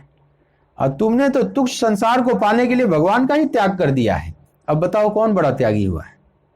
अब तो सब लोग सिर खुजलाने लगे कि बात तो सही है। सबसे बड़ा त्यागी वो हुआ ना जो बड़ी चीज का त्याग कर दिया हो। अब जो विषयी है वो परमात्मा का त्याग कर दिया विषय को पाने के लिए, और जो मनीषी हैं वे विषय का त्याग किए हैं परमात्मा को पाने के लिए। तो अगर त्याग की ही परिभाषा दिया जाए तो जो बड़ा त्यागी वो होगा जो बड़े चीज का त्याग करेगा। तो परमात्मा का ही जिसने त्याग कर दिया, तो त्यागी तो संसारी भी है, विषयी व्यक्ति भी बड़ा भारी त्यागी है। लेकिन जो वह त्याग किया है और जो वह ग्रहण किया है उसके बदले में पाया है वो उल्टा है। जिसका त्याग किया मैंने शांति के परम धाम का त्याग कर दिया, और जिसको पाया है अशांति का वो खजाना है उसको पा गया। लेकिन इस राज को वो नहीं जानता है। इस राज को न जानने की वजह से कि जिसको हमने पाया वो तो अशांति का खजाना है, इस बात को नहीं जानता। उसकी बुद्धि बाल बुद्धि की तरह होती है। जैसे बच्चे शीशे की गोली रंगीन नहीं छोड़ेंगे, हीरा आ जाए सामने तो भी, क्योंकि उसको कीमत नहीं पता, उसका महत्व नहीं पता। तो जो मनीषी हैं भगवान कहते हैं कि फलम त्यक्त्वा मनीषिणः कर्मजं बुद्धि युक्ता ही फलम त्यक्त्वा मनीषिणः जन्म बंध विनिर्मुक्तः पदम गच्छन्त्यनामयम्। क्योंकि समबुद्धि से युक्त ज्ञानी जन कर्मों से उत्पन्न होने वाले फल को त्याग कर जन्म रूप बंधन से मुक्त हो निर्विकार परम पद को प्राप्त हो जाते हैं। ये जो मनीषी लोग हैं कर्मों से उत्पन्न हुए फल को त्याग देते हैं। सांसारिक कर्मों के से उत्पन्न हुए फल को मन निष्काम भाव से कर्म करते हैं, सांसारिक कामनाओं को न रखते हुए, और मेरे से युक्त होकर और जन्म रूपी बंधन से मुक्त होकर अनामय पद को प्राप्त कर लेते हैं। तो वे त्याग कर फलम त्यक्त्वा। और सच तो यह है कि त्यागना भी क्या है, एक समझ डेवलप कर दी।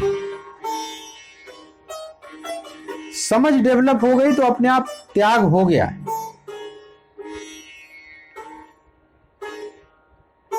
जैसे बच्चा अब शीशे की गोली त्यागेगा नहीं, बस उसको समझ हो गई कि ये हीरा है, तो अपने आप को छूट जाएगा। उस त्यागने में बहुत मेहनत नहीं करना पड़ता। जैसे एक विषयी व्यक्ति है जिसको विषय में बहुत रस है और उसको कहा जाए कि तुम विषय भोग छोड़ो, भगवान का भजन करो, तो वो बहुत रो रो कर छोड़ेगा। छोड़ने का मन नहीं हो रहा है, छोड़ना पड़ रहा है, बिल्कुल छोड़ना नहीं चाहता, लेकिन छोड़ना पड़ रहा है, उसकी मजबूरी है।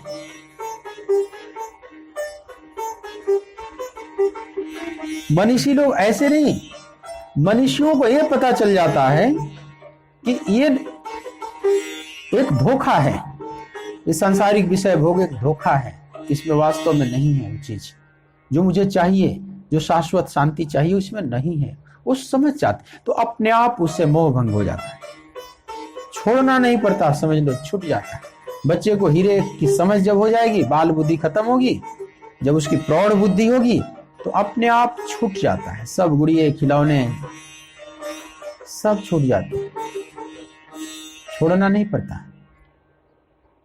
तो उन महापुरुषों के पास एक समझ डेवलप हो जाती। जो ये सत्संग आपको सुनाया जा रहा है, आप सुन रहे हैं, हम लोग मान लो भगवत गीता को आधार बनाकर जो वार्ता कर रहे हैं, तो ये वार्ता क्या करता है? ये रोज रोज आप सत्संग सुनते हैं, इससे क्या मिलता है आपको? बहुत लोग कहते हैं कि महाराज बातें याद नहीं रहती, पीछे से सब भूल जाते हैं। आपको सब लाइन बाय लाइन बात याद करने की जरूरत नहीं है, पर आपका विवेक जागृत जरूर होता चला जाता है, आपका विवेक और चमकता चला जाता है। जब बहुकाल करिए सत्संगा तब वही है सब संशय भंगा। धीरे धीरे आपका संशय मिटता चला जाता है, आप निसंशय होते चले जाते हैं, क्योंकि विवेक प्रकाशित होता चला जाता है। बिनु सत्संग विवेक न होई, राम कृपा बिनु सुलभ न सोई। और बिना सत्संग के विवेक नहीं जागृत हो सकता।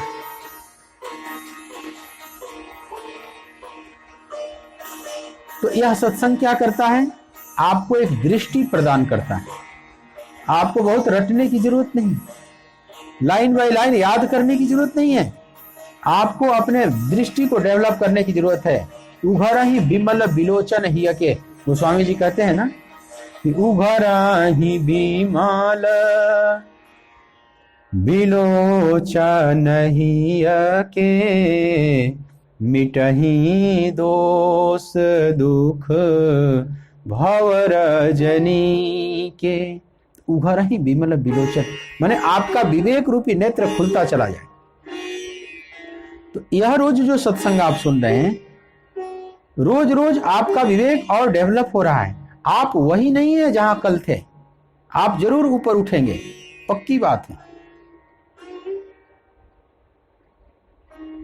ये कुछ भी व्यर्थ नहीं जाता, ये सब सार्थक है, ये सब इकट्ठा हो रहा है। ये सब आध्यात्मिक पूंजी आपके खाते में इकट्ठी होती चली जा रही है, जिसको माया नहीं मिटा सकती। और विवेक की पंखुड़ियां खिलती चली जा रही हैं, चेतना का कमल विकसित होता चला जा रहा है।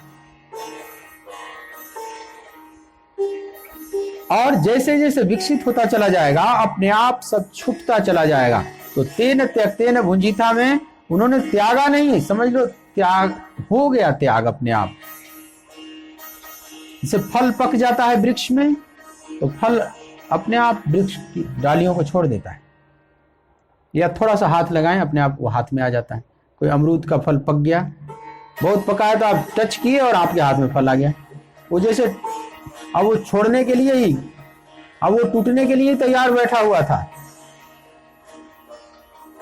तो जो ऐसा पक जाता है, सांसारिक अनुभवों से जो पक जाता है और परमात्मा को पाने के की लालसा से जो भर जाता है, माने वैराग्य और अनुराग दोनों साथ साथ घट जाते हैं। प्रभु को पाने के लिए तीव्र वैराग्य, पाने का अनुराग, प्रभु को पाने के लिए तीव्र अनुराग, और संसार को छोड़ने के लिए तीव्र वैराग्य।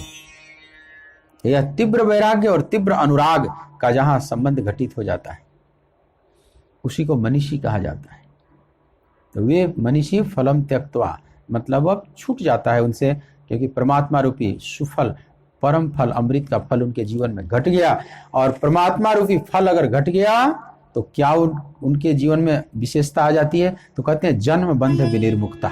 जन्म रूपी बंधन से वो विशेष रूप से मुक्त हो जाते हैं।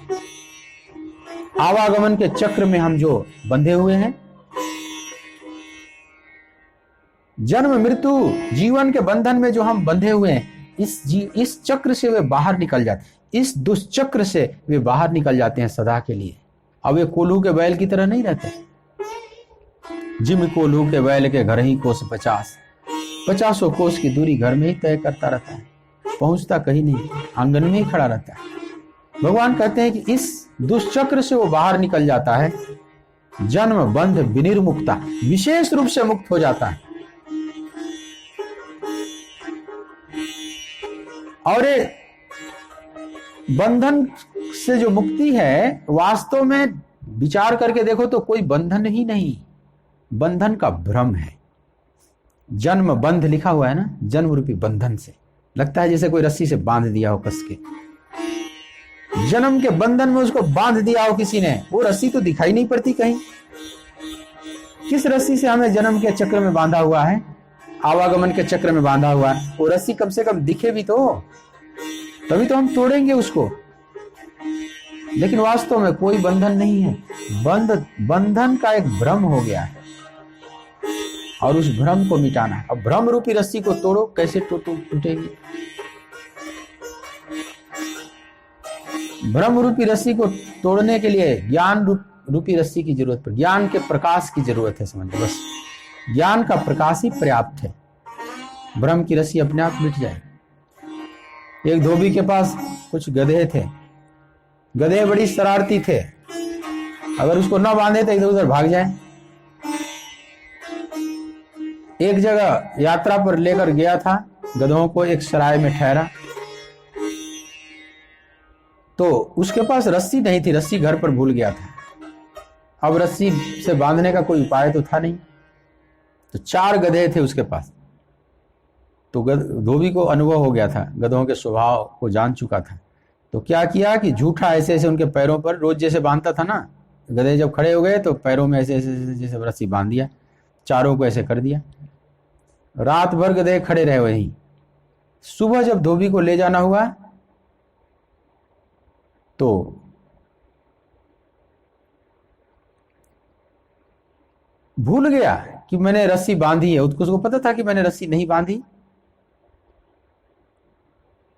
तो वैसे गधे खड़े हैं, तो जब हाँकने का समय हुआ तो गधों को हाँकने लगा, गधे चल ही नहीं रहे, दुलत्ती मारते जा रहे हैं, आगे बढ़ ही नहीं रहे। तब वहां पर एक समझदार व्यक्ति थे, बोले कि ये क्यों तुम ऐसे मार रहे हो, गधे तुम्हारे आगे क्यों नहीं बढ़ रहे? तो बोला कि हमें भी नहीं समझ में आ रही बात, आगे क्यों नहीं बढ़ रहे। बोले कि रात भर खड़े कैसे रहे, यहां पर स्थिर गधे कैसे रहे, गधे बड़े चंचल होते हैं, यहां खड़े कैसे रहे? बोले महाराज हमारे पास कोई रस्सी नहीं थी, तो मैंने झूठी रस्सी का ऐसे भ्रम दे दिया, गधों को ऐसे ऐसे करके बांध दिया, लेकिन अब सुबह इनको ले जा रहा हूं तो चल ही नहीं रहे। तो संत ने कहा कि अरे जब झूठी बंधन इनको बांध रखा है तो अब तुझे उसी प्रकार से खोलना भी होगा। इनको लग रहा है हम बंधे हुए हैं और हमें हमारा मालिक पिटाई कर रहा है, तो आगे अगला पैर एकदम जमाए हुए हैं अभी भी कि उनको बंधा हुआ है ऐसा लग रहा है। तो जैसे तुमने बांध कर इनको भ्रम में डाल दिया था, ऐसे ही अब खोलने का भ्रम डालो। अब धोबी को बात समझ में है कि अरे ये ऐसा भी है। तो उसने फिर सुबह खोलने का नाटक किया और गधे चल पड़े। इसको कहते हैं गदह बंधन। बंधन है नहीं, बंधन होने का एक भ्रम हो गया है। बंधो कीर मरकट की नाई, इसलिए गोस्वामी जी कहते हैं कि जन्म मृत्यु का बंधन कैसा है? जड़ चेतन ही ग्रंथि पड़ी गई, यद्यपि मृखा छूटत कठिनाई। जड़ और चेतन के बीच में ग्रंथि गांठ पड़ गई, यद्यपि मृखा, वो जो गांठ है वो झूठा है नहीं वास्तव में। मृखा माने होता है झूठा, लेकिन छूटत कठिनाई, फिर भी छूटने में बहुत कठिनाई हो रही है। वो गदा बंधन की तरह है। सो माया बस भयों गोसाई, बंध्यो कीर मरकट की नाई। यह बंधन कैसा हुआ? जैसे तोता और बंदर बनता है। तोते को बांधना होता है तो एक रस्सी तान देता है 2 डालियों के बीच में जंगल में, और उसके ऐंठन में एक लकड़ी डाल देगा। तोता आकर उस पर बैठेगा, उसके वजन से लकड़ी उलट जाती है। तोता समझता है कि इस लकड़ी ने हमें पकड़कर उल्टा कर दिया, और खूब पंख फड़फड़ाता है, चिल्लाता है। जितना ही चिल्लाएगा उसके पंजे और सख्त होते चले जाते हैं, लकड़ी को और पकड़ लेते हैं, और इसी में बैली आकर पकड़ लेगा। बंदर को भी सकरे मुंह वाले घड़े में कुछ गुड़ चना डाल देगा, बंदर हाथ डाल देगा, मुट्ठी पकड़ लेगा पूरी मुट्ठी, और निकालना चाह रहा है तो मुट्ठी बड़ी हो गई, अब नहीं निकल रही। अब खूब जद्दोजहद करेगा कि किसी ने मेरे हाथ को पकड़ लिया, और जितना जद्दोजहद कर रहा है मुट्ठी और सख्त होती चली जाती है, और जाल फेंक कर उसको बहलिया फंसा लेता है। तो बंध्यो कीर मरकट की नाई, उदाहरण बहुत सुंदर दिया। तोता और बंदर इस टाइप का, गधे जो इस तरह से बनते हैं। हमारी दशा भी यही है, कीर मरकट और गधे की तरह है। वैसे तुलना की जाती है तो भगवान कहते हैं जन्म बंधन विनिर्मुक्ता, जन्म के बंधन से विशेष रूप से मुक्त हो जाता है, क्योंकि उनको बोध हो जाता है कि कहीं बंधन नहीं है, एक बंधन का भ्रम था। तो जब जन्म बंधन से मुक्त हो जाते हैं तो वे क्या पा जाते हैं? तो कहते हैं पदम गच्छन्ते अनामयम, वे अनामय पद को प्राप्त कर लेते हैं। अनामय पद, आमय मतलब होता है, आमय माने रोग, और अनामय मतलब निरोग, माने निरोग स्वस्थ पद को प्राप्त कर लेते हैं, निर्विकार पद को प्राप्त कर लेते हैं। रोग एक विकार है, निर्विकार तो स्वास्थ्य है ना, जो स्वस्थ है वे निर्विकार हैं। लेकिन किसी में अगर रोग है, कोई बीमारी है, तो कोई ना कोई विकार है, कहीं ना कहीं कोई गड़बड़ी है। सिस्टम में गड़बड़ी का नाम ही तो रोग है ना। तो आमय, ये संसार आमय पद है, आमय का धाम है, माने रोग का धाम है, माने विकारों का घर है। और वह जो धाम है पदम गच्छन्ते अनामयम, जो अनामय पद है, निर्विकार पद है, वो असली शाश्वत का धाम। वहां कोई बीमारी नहीं, वो निर्विकार धवल है। निर्दोषम ही समम ब्रह्म तस्मात् ब्रह्मणि ते स्थित, वह धवल है। उस धवल निरामय निर्विकार पद को वे प्राप्त कर लेते हैं। ऐसा लगता है कोई और ऊंचा पद पा गए। पद यहां शब्द है ना, पदम गच्छन्ते अनामयम। हम भी पद पाने के लिए बहुत मेहनत करते हैं। एक नेता मंत्री का पद पाने के लिए, प्रधानमंत्री का पद पाने के लिए, मुख्यमंत्री का पद पाने के लिए कितना लालायित रहता है। पद का बड़ा आकर्षण है। तो ऐसा लगता है कि भगवान का भजन करेंगे तो हम भी कोई बहुत बड़ा पद पा जाएंगे, बड़ी ऊंचा पद पा जाएंगे। लेकिन वह ऊंचा पद कैसा है? वह समवेयर नहीं है, वो समवेयर इन है, वो तुम्हारे भीतर ही है, हीरा मन के अतरे में। संसार में पद हम और कुछ जानते हैं। किसी ऑफिस में जाओगे तो एक प्यून के लिए अलग पद दिया गया है, वहां उसके लिए अलग कुर्सी है, क्लर्क के लिए अलग कुर्सी है, ऑफिसर के लिए अलग है, डायरेक्टर के लिए अलग है, अलग अलग कुर्सियां, और उसके स्टैंडर्ड बढ़ते चले जाते हैं, उसकी ऊंचाई बढ़ती चली जाती है, उसका स्वरूप बदलता चला जाता है। यहाँ तो अलग अलग पद और छोटे बड़े पद हैं। तो ऐसा नहीं कि हम और ऊंचा कोई पद पा जाएंगे, उन सारे पदों से और ऊंचा कोई पद, इस अर्थ में नहीं। संसार में जो जितना अहंकारी व्यक्ति होगा वो देखते रहता है कि मेरा आसन कैसा है, मेरी कुर्सी कैसी है, या सामने वाला आता है तो उसको भी देखकर व्यवहार करना पड़ता है। सामने वाला कैसा है, उसको कैसी कुर्सी दिया है, कैसा आसन, ये तो संसार में चलता है। एक अंग्रेजों के समय जब भारत गुलाम था ब्रिटिश काल में, तो एक अंग्रेज जज था चेन्नई में, मद्रास हाई कोर्ट में। तो बड़ा अहंकारी था। वो 7 प्रकार की कुर्सियां रखता था। जो व्यक्ति जब आवे तो पहले देखे कि ये किस हैसियत का है, तो अपने सर्वेंट को आदेश देता था कि कुर्सी नंबर 1, कुर्सी नंबर 2, जैसा बोले उस टाइप की कुर्सी लाके रख दी जाती थी।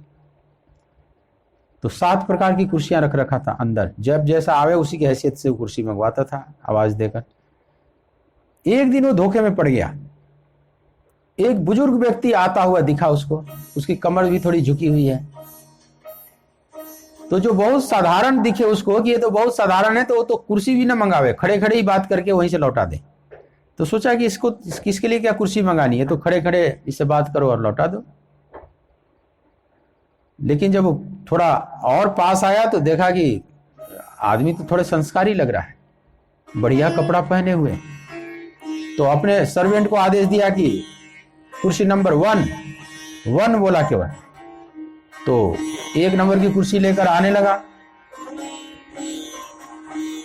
उसका नौकर। लेकिन और वो बुजुर्ग पास आया तो देखा कि अरे नहीं, इसके जूते बड़े सुंदर लग रहे हैं, जूते बड़े अच्छे पॉलिश किए हुए चमक रहे हैं। बोला नो 2। अब वो 1 नंबर की कुर्सी लेकर भागा सर्वेंट अंदर, फिर 2 नंबर की कुर्सी लेकर भाग कर आ रहा है। बुजुर्ग और सामने आया थोड़ा सा तो देखा कि अरे गले में सोने का चेन भी पहने हुए। बोला नो 3। अब 2 नंबर की कुर्सी फिर लेकर भागा, 3रे नंबर की कुर्सी ला रहा है। और पास आया तो देखा चश्मा बहुत सुंदर है, इसमें गोल्ड इत्यादि लगे हुए हैं इसके फ्रेम में। बोला नो 4। अब वो 4 नंबर की कुर्सी फिर दौड़ कर लाने चला गया, 3रे नंबर की रखने चला गया। और पास आया वो बुजुर्ग तो अपनी कलाई में घड़ी बांध रखा था, और वो घड़ी में सोने का लगा हुआ था वो चेन, और उसको थोड़ा हटाकर अपनी घड़ी को देखा कि अरे सोने का चेन लगी हुई है घड़ी, इतना महंगा ये पहने हुए कोई सा। बोला कि नो 6। अब कुर्सी, और वो बार बार जो नौकर है ना उसका भीतर बाहर हो रहा है, ये नो करता जा रहा। अब ये बुजुर्ग भी आवाज को सुन रहा है, वो पास आ गया था। तो बुजुर्ग पास जब आए तो बोले कि जज साहब क्यों इस गरीब को परेशान कर रहे हो, क्यों बार बार इसको 1 नंबर 2 नंबर परेड करा रहे हैं? अरे तुम्हारे पास जो अंतिम नंबर की कुर्सी है वो मंगाओ, जो सबसे श्रेष्ठ नंबर की कुर्सी है वो मंगाओ। क्योंकि मेरे को सरकार ने राय बहादुर की उपाधि से सम्मानित किया है, मैं राय बहादुर हूं। और ये भी सुन लो कि 50,000 मैं डोनेशन देने आया हूं सरकार को। सरकार के उस प्रधानमंत्री राहत कोष में मैं 50,000 दान करने आया हूं। तो क्यों इस गरीब को परेशान कर रहे हो बार बार? जो तुम्हारे पास अंतिम नंबर की कुर्सी है वही मंगा लो एक ही बार। वह जज अपनी आत्मकथा में लिखा कि जिंदगी में मैं पहली बार इस व्यक्ति से हारा। दूर से जब पास आता चला गया तो मैं समझ ही नहीं पाता था ये किस हैसियत का है, इसकी हैसियत मैं समझ ही नहीं पाया। वहां पर मैं हारा, मेरा अहंकार भी टूटा। और मैंने देखा कि इसी तरह से पदों के झगड़े चलते रहते हैं इस संसार में। छोटा पद, ऊंचा पद, छोटी कुर्सी, बड़ी कुर्सी, राउंड टेबल कॉन्फ्रेंस इसीलिए किए जाते हैं। कौन किनारे बैठेगा, कौन बीच में बैठेगा। तो कुछ ऐसा पद नहीं। पदम गच्छन्ते अनामयम, भगवान कहते हैं कि वो अनामय निर्विकार पद को प्राप्त कर लेता है। तो ऐसा नहीं बहुत कोई ऊंचे आकाश में 7वें आसमान में चला जाता है। कहते हैं कि नहीं, वो जो पद है वो समवेयर नहीं, समवेयर इन है, मतलब हमारे ही भीतर है। हीरा मन के अतरे में, हमारे भीतर ही वो शाश्वत पद है।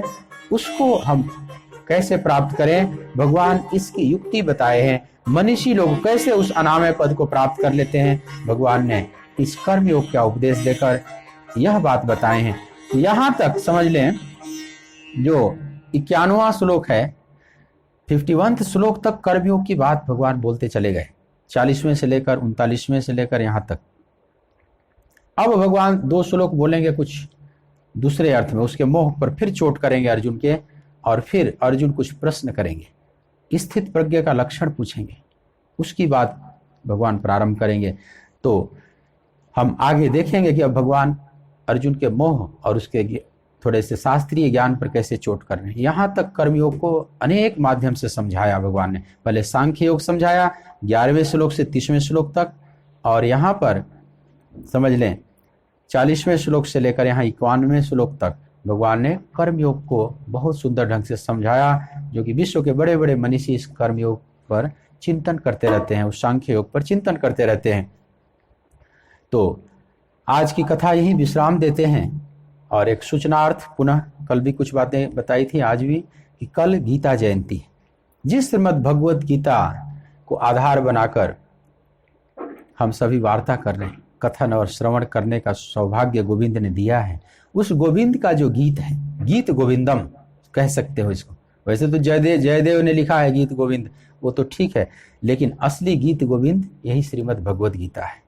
भगवत गीता गीत गोविंद है, जिसको गोविंद ने अपने श्रीमुख से गायन किया है। या स्वयं पद्मनाभस्य मुख पद्माद भी निश्रिता, पद्मनाभ भगवान के श्रीमुख से निर्झरित है, प्रवाहित है गंगा।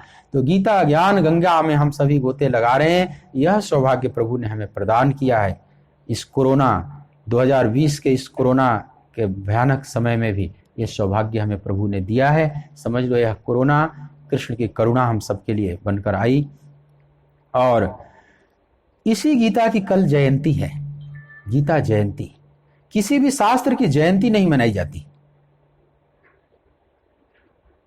और पूरे वर्ल्ड में किसी भी शास्त्र की जयंती नहीं मनाई जाती, किसी भी धर्म संप्रदाय में नहीं। एकमात्र श्रीमद् भगवत गीता की जयंती मनाई जाती है। क्यों? क्योंकि बहुत से शास्त्र वर्षों में लिखे गए, लिपिबद्ध किए गए, लेकिन गीता तो कुछ ही क्षण में अवतरित हो गई। कल के दिन मार्गशीर्ष का महीना के शुक्ल एकादशी, जिस दिन महाभारत का युद्ध प्रारंभ हुआ, कुरुक्षेत्र पवित्र तीर्थ को जगह चुना गया और पवित्र तिथि चुनी गई, सुंदर दिन देखा गया। युद्ध कर, जैसे शादी ब्याह के लिए आप डेट देखते हो ना, ऐसे युद्ध करने के लिए भी डेट निर्धारित किया गया। पहले के लोग सोचते थे कि चलो युद्ध भी हो लेकिन हमारी सदगति भी हो, अच्छे दिन को मरें, अच्छी भूमि पर मरें। तो कुरुक्षेत्र जो इनका सबसे बड़ा तीर्थ था, उस क्षेत्र को चुना, युद्ध भूमि बनाया, धर्म क्षेत्र कुरुक्षेत्र। और तिथि कौन सी है? तो मार्गशीर्ष। ये महीना मार्गशीर्ष का है, ये महीना सबसे श्रेष्ठ है भगवान के लिए। मासा नाम मार्गशीर्षो हम ऋतु नाम कुसुमाकरा, यही श्रेष्ठतम महीना और श्रेष्ठतम एकादशी जो कल आएगी, इसको मोक्षदा एकादशी कहते हैं, जो मोक्ष देने वाली एकादशी। जन्म बंध विनिर्मुक्ता पदम गच्छन्त्या नामयम, जिसकी बात आपने सुनी, जन्म बंध से मुक्त करने वाली माने मोक्षदा एकादशी है कल। और इसी दिन मानवता के इतिहास में दो घटनाएं घटी। एक तो महाभारत जैसा महायुद्ध प्रारंभ हुआ कल ही के दिन, लेकिन ये समझ लो एक विष का फल लगा, लेकिन एक अमृत का फल भी लगा उसी दिन। मानवता का सौभाग्य भी प्रकट हुआ कि श्रीमद् भगवत गीता का अवतरण हुआ, भगवत गीता रूपी अमृत फल भी लगा। अगर दोनों को दो पलड़े पर रखा जाए तो फिर भी गीता रूपी अमृत का फल भारी पड़ जाएगा। और आज तक उस फल का पान कर रहे हैं मनीषी लोग, अपने जीवन को धन्य कर रहे हैं, आनंदित कर रहे हैं। तो श्रीमद् भगवत गीता जयंती कल है, और जो जहां भी हो गीता का पाठ अधिक से अधिक करने का प्रयास कीजिएगा। अर्जुन की जगह आप अपने को स्थापित कर लीजिएगा कि हे गोविंद, जिस प्रकार से आपने पार्थ के बागडोर को संभाला, उसके रथ को संभाला, उसके जीवन रथ को भी संभाला, आप पार्थ सारथी कहलाए। हे गोविंद, मेरे जीवन की बागडोर को भी प्रभु ऐसे ही संभालो, मेरा भी मार्गदर्शन करो प्रभु। हे ठाकुर, कार्पण्य दोषोपहत स्वभाव पृक्षामि त्वाम धर्म समुढ़ चेता यत् श्रेयस्या निश्चितम ब्रूहि तन्मे शिष्यस्तेहम शाधि माम त्वाम प्रपन्नम। और यह जो श्लोक है 7वां इसी अध्याय का, दूसरे अध्याय का, इसका दिन भर में कई बार पाठ करना, इसको कई बार पाठ करना। यह अर्जुन का पूर्ण समर्पण का श्लोक है, और आप अपने को अर्जुन के स्थान पर स्थापित कर दीजिएगा तो सबके रथ को केशव संभालने वाले हैं, सबके रथ को। बड़ी करुणा है प्रभु की। तो अधिक से अधिक आप गीता रूपी महामंत्र, ये जो श्लोक है गीता के श्लोक रूपी महामंत्र का आप पाठ कीजिएगा, उसमें डूबिएगा, पढ़िएगा, मनन कीजिएगा, चिंतन कीजिएगा। जो भी आज तक इतनी सारी बातें हुई हैं इसको भी आप अपने दिमाग में लाइएगा। और जितने श्लोकों तक, जैसे प्रथम अध्याय दूसरे अध्याय में थोड़ा सा रह गया है, लेकिन मान लो दूसरा अध्याय, पहला और दूसरा अध्याय का पाठ अवश्य करना। बाकी उसके बाद चाहे आप जितना अध्याय कर लेना, लेकिन चूंकि इसका आप श्रोता हैं, इतने दिनों से आप सुन रहे हैं, तो उन श्लोकों को फिर से आप जरूर पाठ करें। तो पहला और दूसरा अध्याय जो बहुत महत्वपूर्ण है, इसका पाठ आप अवश्य करना। उसके बाद जितना समय मिले करना, और दूसरे अध्याय का 7वें श्लोक का भी पाठ दिन भर में कई बार करना। उसके अर्थ का भी पाठ, केवल संस्कृत नहीं, अर्थ सहित, और अपने भाव में फिर उसको निवेदित करना प्रभु के चरणों में, उस प्रार्थना को। आश्रम में भी, आराधना कुंज में भी, यहाँ जहाँ से गीता का प्रसारण हो रहा है, आप सब जूम ऐप पर सुन रहे हैं, 2020 का गीता जयंती जो कल है, तो संक्षेप में मनाई जाएगी। कोरोना की वजह से बहुत विस्तृत कार्यक्रम नहीं हो रहा है। 2019 का यहाँ गीता जयंती मनाई गई थी। 2020 में और भी मन था कुछ लोगों का कि 2 दिन रखा जाए इस कार्यक्रम को, लेकिन कोरोना काल को देखते हुए 2 दिन नहीं, 1 दिन की है, कल का है। जो भी श्रद्धालु भक्त जिनके पास समय, सुविधा और सब ठीक हो, अनुकूलता हो, तो आप पधार सकते हैं। श्रीधाम वृंदावन में, आराधना कुंज में, आप यहाँ भी पूरी गीता का पाठ होगा। गीता के कुछ अध्यायों के श्लोकों के साथ आहुतियां भी दी जाएंगी, कुछ भजन कीर्तन और सत्संग भी होगा। देखते हैं, अगर समय सुविधा बनी, अनुकूलता हुई तो जूम पर इसको लाइव किया जा सकता है। लेकिन कार्यक्रम 9 बजे से शुरू होगा, तो 9 बजे या उसके बाद का कुछ पाठ जूम पर, अभी मैं पूरा नहीं कह रहा हूं, लेकिन हो सकता है जूम पर कुछ अंश इसका, अगर जूम आप टेस्ट करके देखिएगा, अगर चालू है, कुछ आ रहा है, तो समझिए कि यहाँ से प्रसारण हो रहा है। तो 9 बजे या उसके बाद, क्योंकि कई बार थोड़ा कोहरा भी आ जाता है, धुंध भी छा जाता है, तो कार्यक्रम लेकिन 9 बजे से प्रारंभ हो जाएगा। जो आना चाहें हार्दिक स्वागत है। कल का सत्संग नहीं होगा सुबह वाला, कल यहाँ भी थोड़ी व्यस्तता रहेगी। आप भी अपने अपने घरों में गीता का मनन चिंतन करें, और आप सबको बहुत बहुत शुभकामना, बहुत बहुत बधाई, मंगल कामना गीता जयंती की। इन्हीं शब्दों के साथ अपनी वाणी को विराम देते हैं। आइए 1 मिनट कीर्तन के साथ। श्री राधे गोपाल भज मन श्री राधे, श्री राधे गोपाल, भज मन श्री राधे, श्री राधे गोपाल, भज मन श्री राधे, श्री राधे जय जय राधे, श्री राधे जय जय राधे, श्री राधे जय जय राधे, श्री राधे जय जय राधे, श्री राधे जय जय राधे, श्री राधे जय जय राधे, श्री राधे गोपाल, भज मन श्री राधे, श्री राधे गोपाल, भज मन श्री राधे।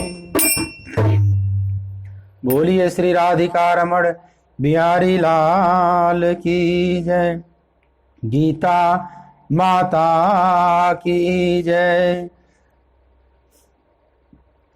सच्चिदानंद भगवान की जय। ओम नमः पार्वती पतये, हर हर महादेव। जय श्री कृष्ण।